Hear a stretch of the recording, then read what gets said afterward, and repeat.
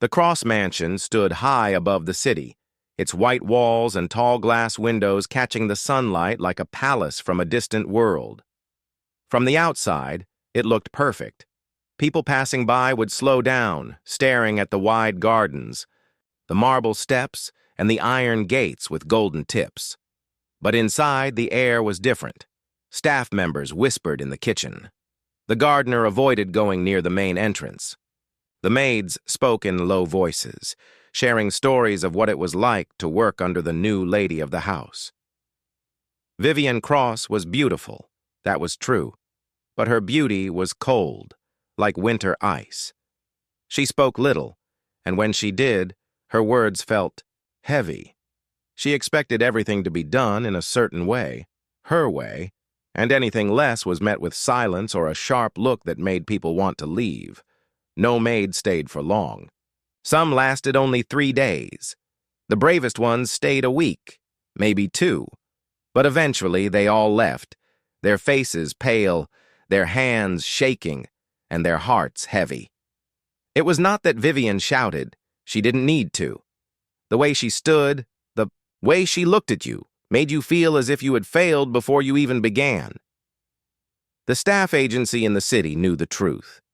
Every time the Cross family called for a maid, the agents sighed. They had sent their best and most experienced, yet none had lasted. One bright Monday morning, the phone rang in the small office of Rosemary's domestic service agency. Miss Rosemary herself answered. After a short conversation, she put the phone down and turned to her assistant. "They need a maid again," she said softly. "It's the Cross Mansion." The assistant frowned. "Again? We've sent so many. Who will we send this time?" Miss Rosemary looked at the small file in her hands. It belonged to a woman named Marielle. She was new to the city, had worked in a large estate before, and came with good references. She was young, but her eyes in the photograph looked calm, steady. "I think she might manage," Miss Rosemary said, "or at least I hope so." Marielle stood at the bus stop, holding her small brown bag and the letter from the agency. She had arrived in the city only a month ago, leaving behind a small village and a life where days were quiet but empty. She wanted to build something new, something better. When Miss Rosemary called her about the Cross Mansion, she explained the warnings. Marielle listened in silence. The agency told her about Vivian, about the maids who had left, and about the cold atmosphere in the house. Marielle had simply nodded. "I'll go," she said. Her bus ride was long, and as it rolled past wide streets and tall buildings, she wondered what kind of people lived in such a grand place. She did not feel afraid. She had worked hard all her life and learned to keep her patience even when others lost theirs. The Cross Mansion gates were taller than she had imagined. They opened slowly, and the driver told her to walk up the long driveway. As she stepped forward, her shoes clicked softly against the stone path. The gardens were wide and full of flowers, but everything felt still, almost too still. When she reached the main door, it opened before she could knock. A butler in a black suit stood there, looking at her with a calm but distant expression. "You are the new maid?" he asked. "Yes," Marielle said politely. "Come in. The lady is expecting you." The entrance hall was like something from a painting. Polished marble floors, tall ceilings with gold designs, and a crystal chandelier above, but the beauty did not make her feel warm. Instead, it felt like stepping into a place where every detail mattered more than the people inside. Vivian Cross stood near the grand staircase. Her gown was pale blue, her hair perfectly styled. She looked at Marielle as if measuring her from head to toe. "You are from the agency?" she asked. "Yes." "Ma'am." Vivian's voice was smooth but without warmth. She handed Marielle a piece of paper. It was a schedule, every hour of the day planned, every task written in neat, sharp handwriting. "You will follow this exactly," Vivian said. "Breakfast is served at 8 sharp. The silver must be polished once a week. The flowers must..." Be changed every morning before I come downstairs. The laundry must be folded and arranged by color. There are no excuses. Marielle nodded. I understand. Vivienne studied her for a moment longer, then turned away without another word. As Marielle began her first tasks, she noticed the way the other staff watched her. The cook, a kind woman with tired eyes, whispered, You seem calm now. Let's see how you feel in a week. The gardener gave her a small smile, but shook his head as if warning her. Even the butler, who seemed professional, told her quietly, Do not expect kindness here. Do your work and keep silent. Marielle only smiled softly and continued. She dusted the furniture, arranged the flowers, and polished the silver until it reflected her face like a mirror. She moved without hurry but without pause, paying attention to every corner. That evening, as the sun dipped below the horizon, Marielle passed the music room. The door was slightly open. Inside, Vivienne stood by a grand piano, looking at the keys, but not touching them. Her face was unreadable. Marielle paused for a moment, then moved on quietly. She did not know why, but she felt that there was more to this house than rules and cold glances. As she went to her small room for the night, she told herself one thing. She would stay, no matter what stories the others told, no matter how difficult. The days became she would not leave in a week like the others, but she did not know yet that her arrival would change the Cross Mansion forever. The next morning began with the sound of soft rain against the tall glass windows. Marielle woke early, just as the first light touched the sky. The mansion was quiet, but she could already hear faint movements from the kitchen downstairs. She dressed neatly in her uniform and tied her hair back. The schedule Vivienne had given her the day before was folded on the table beside her bed. She had read it twice before sleeping, and once more upon waking. Every minute of her day was already decided. When Marielle stepped into the hallway, the butler was waiting with a polite nod. The lady will come down at 8. The breakfast table must be ready before then, he said. I understand, she replied calmly. In the kitchen, the cook, Mrs. Lang, was already busy. The smell of fresh bread filled the air. Here, take this tray to the dining room, she said, pointing to silverware and white porcelain plates. And make sure the forks are on the left, knives on the right, napkins folded into a triangle. She notices everything. Marielle carried the tray carefully, her steps steady. The dining room was wide, with tall windows looking out into the rain-soaked garden. She arranged the plates and utensils exactly as instructed. She placed a small vase of fresh lilies in the center, remembering that Vivienne had listed fresh flowers daily as a rule. By the time the clock struck 8, everything was in place. The sound of soft footsteps came from the hall. Vivienne entered, wearing a pale gray dress, her hair smooth and pinned. She glanced at the table without a word. Then her eyes fell on the lilies. Lilies, she said slowly. Yes, ma'am, Marielle replied. I prefer tulips in the morning, Vivienne said. Her voice was not loud, but it carried an edge. Marielle gave a polite nod. I will remember that. Vivienne sat down, her movements graceful and controlled. Bring the tea, she said. Marielle returned with the teapot and poured carefully. The steam rose in delicate curls. She placed a small plate of sliced fruit beside Vivienne's plate. Adrian Cross entered a moment later, holding a folded newspaper. His presence was quieter than his wife's, but carried its own weight. He greeted Vivienne with a nod and took his seat at the other end of the long table. Good morning, he said, glancing briefly at Marielle. Good morning, sir, she replied. The breakfast passed mostly in silence. Vivienne asked no personal questions. Adrian read his newspaper, occasionally sipping tea. Marielle stood by the side of the room, ready to refill cups or replace plates. When Vivienne finished, she placed her napkin neatly on the table. The silver in the drawing room needs polishing. It must be done before noon, she said, not looking directly at Marielle. Yes, ma'am. In the drawing room, Marielle found a tall glass cabinet filled with silver pieces, vases, trays, candlesticks. She laid them carefully on a soft cloth and began polishing one by one. The rain outside continued, and the room was filled with the quiet rhythm of her work. Halfway through, the butler entered.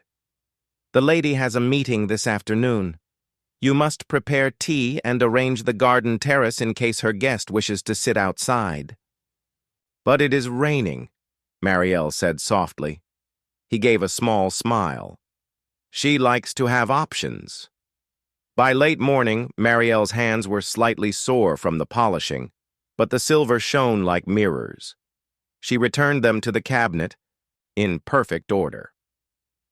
As she carried the tea tray to the sitting room, she heard voices, Vivian speaking to someone on the phone. Her tone was calm but firm.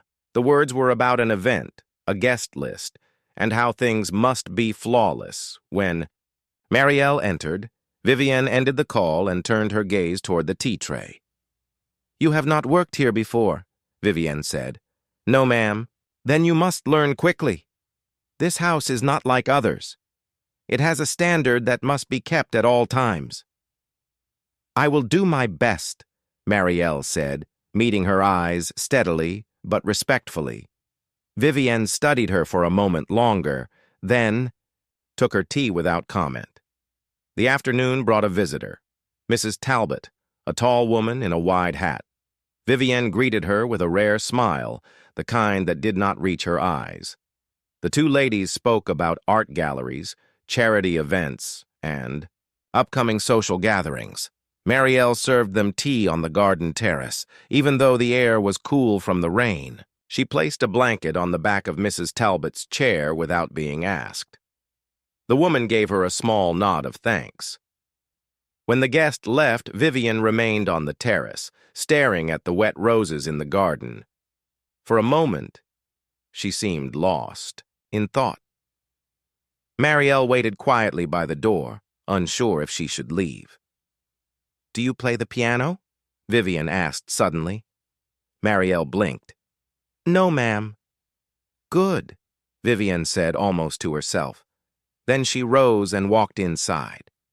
By evening, Marielle had completed every task on the schedule.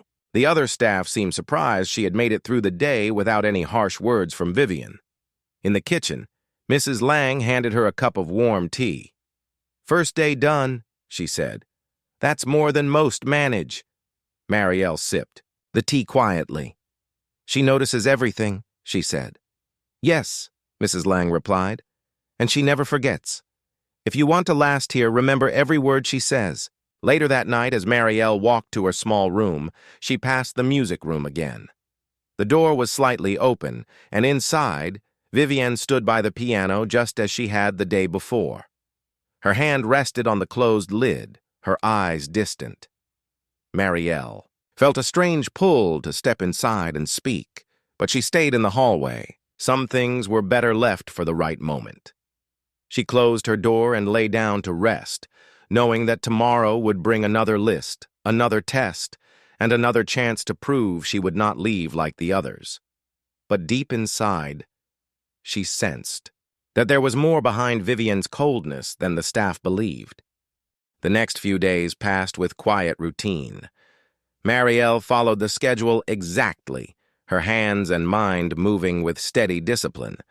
Every morning she rose before the sun, dressed neatly, and made her way down the long hallway to begin her work. Vivian spoke little, but Marielle noticed the way her eyes swept over every detail. How the curtains were arranged, how the table was set, even the exact angle of the flower vase. One wrong thing, and her gaze would linger in silent disapproval. On Wednesday morning, Marielle arrived in the dining room earlier than usual. She replaced the lilies from the day before with a fresh bouquet of tulips, remembering Vivian's preference. She arranged them in a white porcelain vase, trimming the stems so they stood evenly. When Vivian entered at 8, Her eyes fell on the flowers. There was a small pause, just long enough for Marielle to notice, before Vivienne took her seat. "Better," Vivienne said quietly. It was only one word, but in a house like this, it felt almost like praise. During breakfast, Adrian asked for more tea. Marielle poured it without spilling a drop and placed the sugar exactly where he could reach it easily. He gave a small nod of thanks before returning to his newspaper. Marielle knew she was not here to win hearts. Her job was to keep the household running without mistakes. But she also understood something many others overlooked. Details spoke louder than words. In the afternoons, she took special care of the drawing room. She dusted the bookshelves carefully, her fingers brushing lightly over leather covers. She noticed that one book, an old poetry collection, was placed slightly apart from the others. It had a thin layer of dust, as though no one had touched it in years. She cleaned it gently, setting it back in place. She didn't know why, but she felt that every object in this house carried some part of a story, even if no one spoke of it. The cook, Mrs. Lang, began to watch her with curiosity.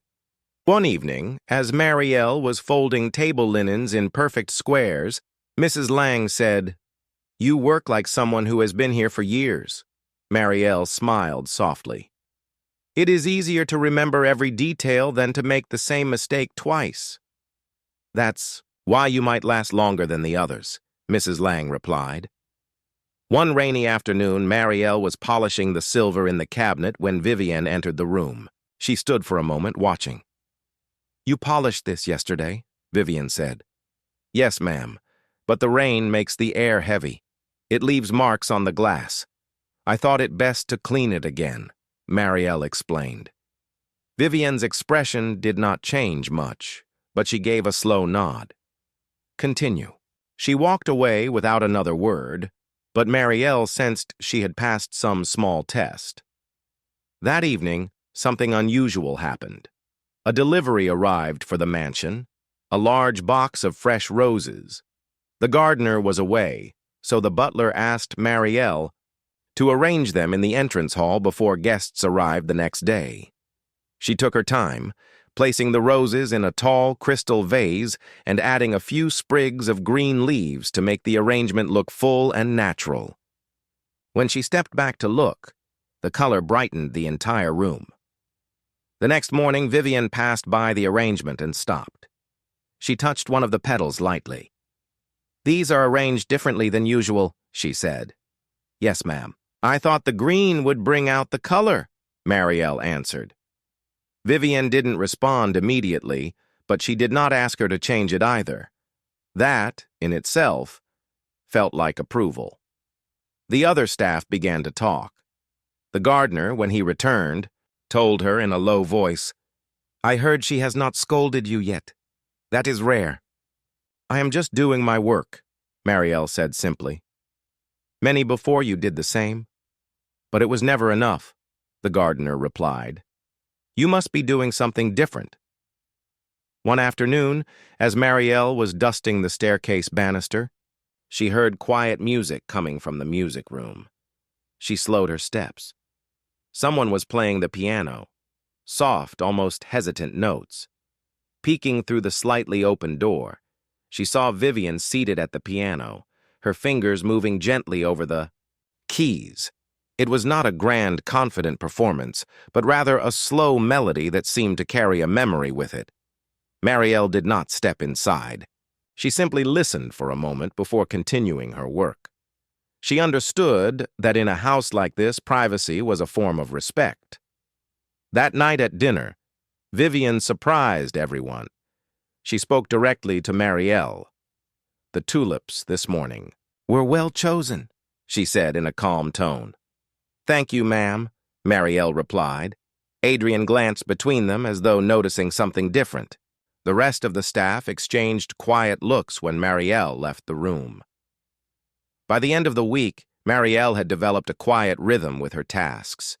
She remembered not only what Vivienne wanted, but also how she wanted it: tea at the right temperature, flowers at the right height, silver-polished until it shone like water.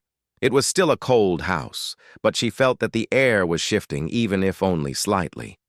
One evening, as she prepared to leave the kitchen, Mrs. Lang said softly, "Be careful, dear. Sometimes when you get too close to people in this house, it changes things, and not always for the better." Marielle simply smiled. "I am here to do my work. That is all." But in her heart, she knew something had already begun to change. Something even she could not fully explain. The quiet moments between her and Vivienne were growing, like small threads connecting two distant points. They were not warm yet, but they were there. And in a house where most left before these threads could form, that was already something rare. The sky was heavy with clouds that Thursday afternoon. Rain had been falling since morning, tapping gently against the tall glass windows of the Cross mansion. The garden, usually bright with flowers, was now quiet under the soft mist. Inside, the house felt even larger than usual, the echo of footsteps stretching down the halls. Most of the staff stayed close to their work areas, moving carefully so the quiet would not be disturbed. Marielle had finished polishing the mirrors in the east hallway and was carrying fresh linen to the laundry room when she passed by the music room. The door, as always, was slightly open. Through the narrow space, she saw Vivienne standing near the piano. She was not playing. Her hands rested lightly on the closed lid, her gaze fixed somewhere far beyond the room. There was a stillness in her posture as if she was caught in a memory. Marielle hesitated. Normally, she would continue walking, but something made her pause. She knocked softly on the doorframe. Vivienne turned her head slightly, her expression unreadable. "I am going to prepare the afternoon tea, ma'am," Marielle said gently. "Would you like me to bring it here?" For a moment, Vivienne said nothing. Then, in a softer tone than usual, she replied, "Yes, that would be fine." In the kitchen, Mrs. Lang raised her eyebrows when Marielle asked for a tray to be sent to the music room. "The music room?" she repeated. "Yes," Marielle answered, keeping her tone light. Mrs. Lang did not ask more questions, but the curiosity in her eyes said enough. Marielle arranged the tray carefully. Fine china, a small plate of biscuits, and the teapot covered to keep the heat. She carried it slowly, making sure the cups did not rattle. Vivienne was still by the piano when Marielle entered. The rain outside had grown heavier, and the gray light from the window made the room feel calm, but lonely. "Shall I place it here?" "Ma'am?" Marielle asked, indicating the small table near the piano. "Yes," Vivienne said, her voice quiet. Marielle set the tray down, poured the tea, and placed one cup within Vivienne's reach. She did not leave immediately. Instead, she stepped back, waiting in silence in case Vivienne wished to say something. After a moment, Vivienne spoke. "Do you play the piano?" "No, ma'am. My mother used to play, but I never learned," Marielle replied. Vivienne's eyes lowered to the cup in her hands. "I used to play often, but not anymore." Marielle nodded slightly, not pressing for details. She had learned that silence could be more comforting than too many questions. The room stayed quiet except for the sound of the rain. Marielle began arranging the books on a nearby shelf, moving without noise so as not to disturb the stillness. "You arrange flowers differently than the gardener," Vivienne said suddenly. Marielle turned toward her.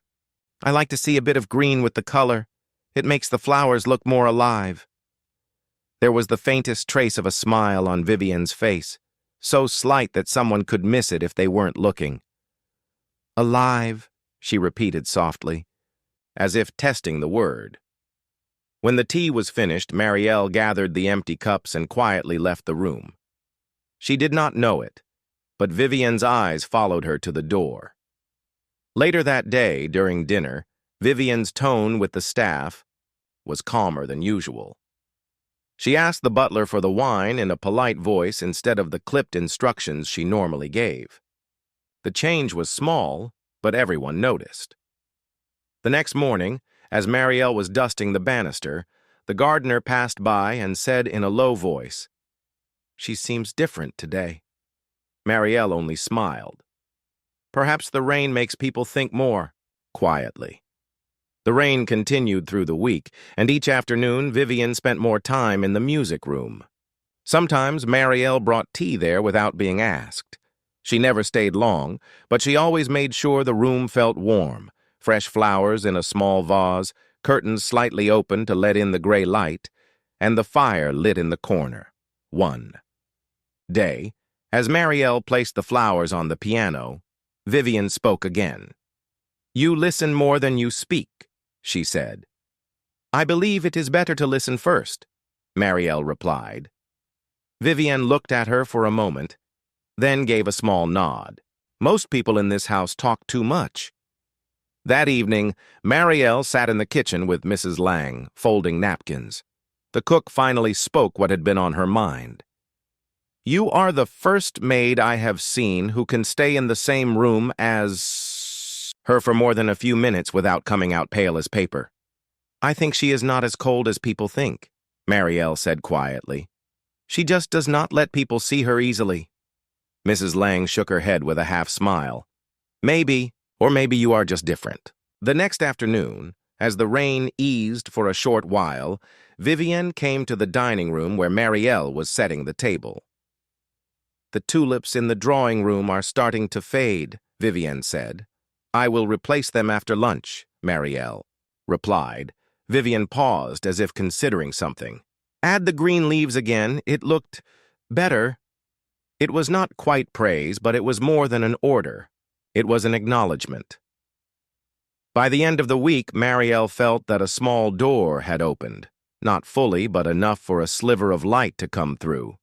Vivian still carried herself with the same grace and precision, but there was less sharpness in her tone when she spoke to Marielle. The staff noticed, too. Whispers in the kitchen suggested that maybe, just maybe, the new maid had found a way to exist in this house without being pushed out. But Marielle knew this was only the beginning. She had learned one thing about Vivian. Trust was not given quickly, and once given, it could be taken back just as easily. Still, as she stood in the quiet music room the next day, placing fresh tulips with green leaves near the piano, she allowed herself one small thought. Perhaps the ice was beginning to crack. The rain had stopped by the time evening came, but the air in the Cross mansion still held a gentle chill. The windows in the west wing reflected the orange glow of the setting sun, and the faint sound of the gardener's tools could be heard as he cleared wet leaves from the pathway. Inside, the staff moved quietly. Dinner had been served and cleared away, and most of the household was settling into the soft rhythm of the night. Marielle was in the kitchen, wiping the counter after putting away the silverware, when the butler stepped in. "The lady wishes to see you in the sitting room," he said. She set the cloth aside and straightened her apron. "Is something needed?" "She did not say," the butler replied, "but when she asks directly, it is best to go without delay." The sitting room was warm, with a low fire burning in the hearth. Vivian sat in a high-backed chair near the flames, her pale silk gown catching the light in soft folds. She was not holding her usual cup of tea. Instead, her hands rested in her lap, fingers loosely clasped. "Come in," she said, her tone calm. Marielle stepped forward. "You called for me, ma'am?" Vivian looked at her for a long moment, as though deciding whether to speak. "Yes, sit." It was unusual. Marielle had never been invited to sit in Vivian's presence before. She took the small chair opposite her, folding her hands neatly. "I am told you grew up in the countryside," Vivian began. "Yes, ma'am," Marielle replied. "In a small village near the river." "Quiet life?" "Very. But quiet can also mean lonely," Marielle said softly. Vivian's gaze shifted to the fire. "Lonely," she repeated. "I know something about that." There was a pause. Marielle did not rush to fill it. When I married Adrian, Vivian said slowly, I thought life would be different, not easier, but warmer. I thought there would be a sense of belonging. Her voice was steady, but there was a faint heaviness in it, like a shadow resting beneath the words. I was wrong, she continued. The city expects certain things from a woman in my position. Appearances must be perfect. Conversations must be practiced. Every expression measured. It leaves little space for being oneself. Marielle listened quietly. Most people around, me, Vivian went on, do not see me. They see a picture they have created in their minds. Something beautiful to look at, but without depth. I learned long ago that it was easier to give them what they expected than to try to be understood. She leaned back slightly, her eyes still fixed on the fire. The maids who came before you were skilled. They did their work well. But they treated this house as if it were made of glass, fragile and cold. Perhaps they were right. Perhaps I was the one who made it so. Marielle's voice was soft when she spoke. Glass can still let light through. Vivian's eyes shifted toward her. For a brief moment there was no mask in her expression.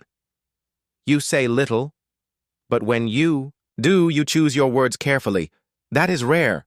I only speak when I think it might be worth hearing, Marielle said simply. The room was silent again, except for the crackle of the fire. Then Vivienne said something Marielle did not expect. My mother played the piano, she said. She was not famous, but she had a gift. The sound of her playing filled our home when I was a child. I learned from her. And for a while, it was the thing I loved most. But after she passed, I could not bring myself to touch the keys. Marielle thought of the many times she had seen Vivian standing by the piano, motionless. She understood. Now that it was not just a piece of furniture, it was a door to a memory that was both precious and painful. I miss it, Vivian admitted, her voice softer now. But I fear that playing would only remind me of what I have lost. Marielle's words came slowly. Sometimes the things we fear remembering are the very things that keep us human. Vivian's gaze lingered on her for a long time before she looked back at the fire. A few moments later, Vivian rose from her chair. You may go, she said, but her tone was gentler than before. Marielle stood and gave a polite nod. Good night, ma'am. As she left the sitting room, she knew that something had shifted. Vivienne had allowed her a glimpse of the person, behind the perfect posture and carefully chosen words. In the kitchen, Mrs. Lang was stirring a pot for the next day's soup. She kept you long? The cook said with mild curiosity. She wanted to talk, Marielle replied. Talk? Mrs. Lang's eyebrows lifted. That is unusual. Marielle only smiled faintly. She has more to say than people think. She just does not say it often. That night, as Marielle prepared for bed, she thought about the piano, the rain, and Vivienne's words about loneliness. She realized that the walls around the lady of the house were not built out of pride alone. They were built out of protection, and for the first time since coming to the Cross Mansion, Marielle felt that those walls had a small door in them, one that could open if treated with patience. She blew out the small lamp in her room and lay in the dark, listening to the quiet hum of the mansion at night. She did not know exactly why. Vivienne had chosen to speak to her, but she knew one thing. Trust once given was a treasure not to be wasted. The following days carried a quiet change through the Cross Mansion, like the slow arrival of spring after a long winter. It was not sudden, but those who had worked in the house long enough could feel it. Vivienne still carried herself with elegance and precision, but there was less edge in her voice. She still gave instructions, but now they were spoken with a calm that had not been there before. It began with small gestures. She thanked the gardener for trimming the roses. She complimented Mrs. Lang on a new soup recipe. She even paused to Greet the butler in the morning, something she had never done before. To the staff, it was surprising. To Marielle, it was a sign that Vivian's carefully built walls were beginning to shift. One bright afternoon, the household was busy preparing for a small luncheon with two of Vivian's friends.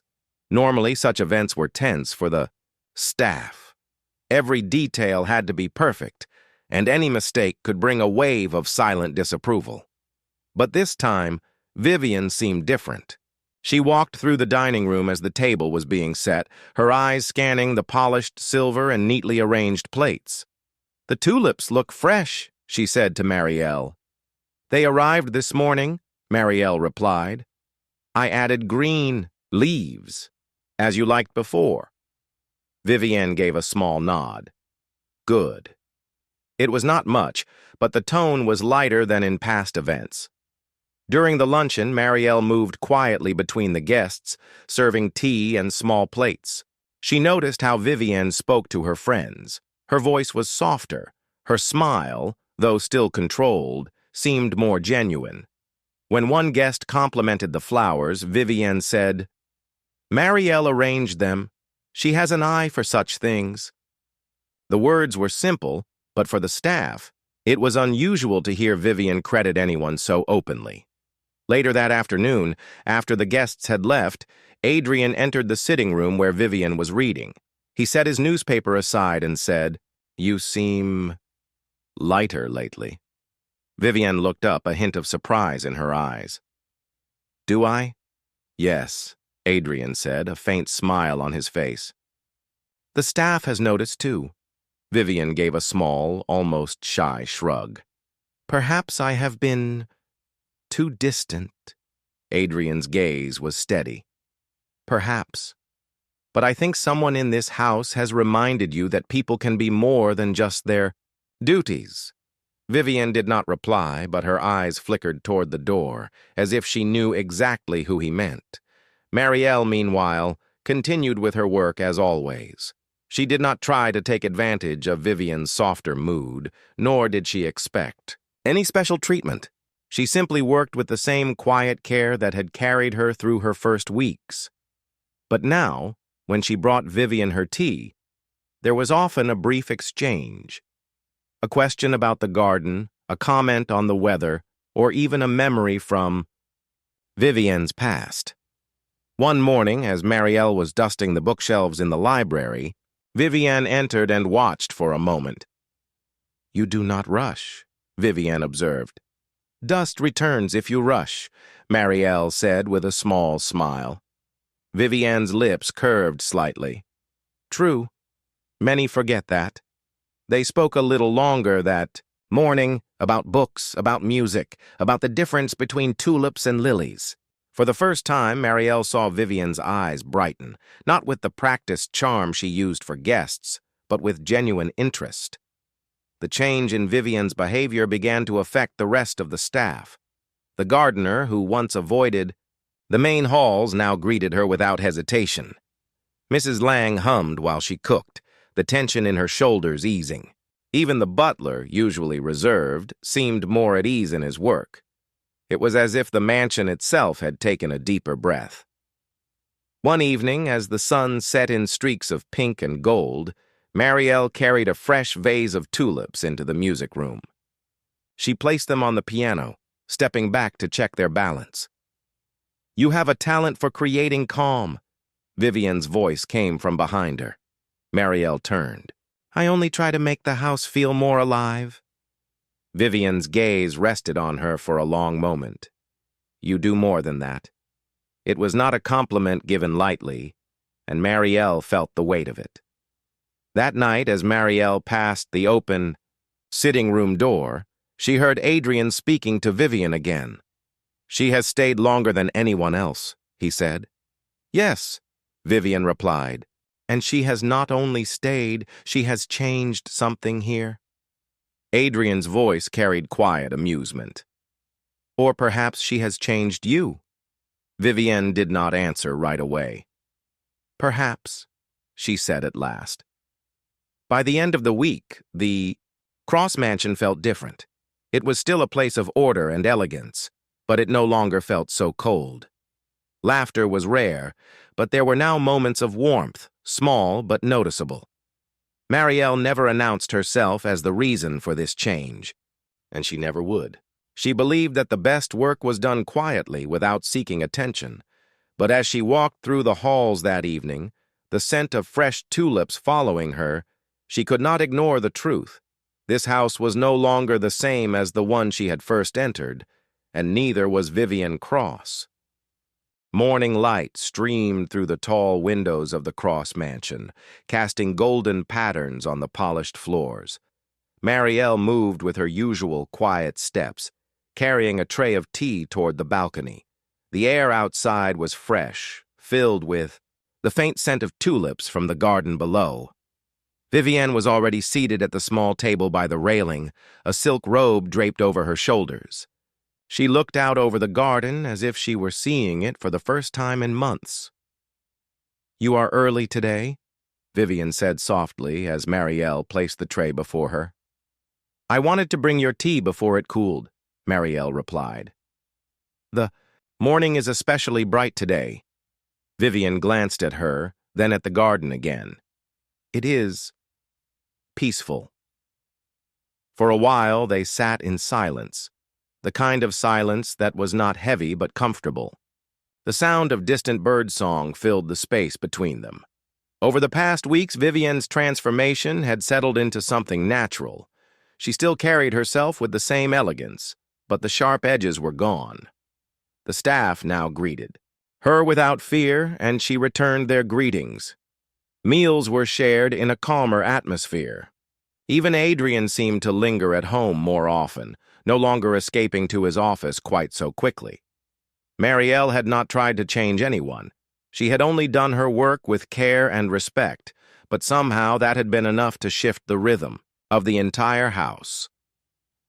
That morning, after a sip of tea, Vivienne set her cup down and looked at Marielle with an expression that was both thoughtful and warm.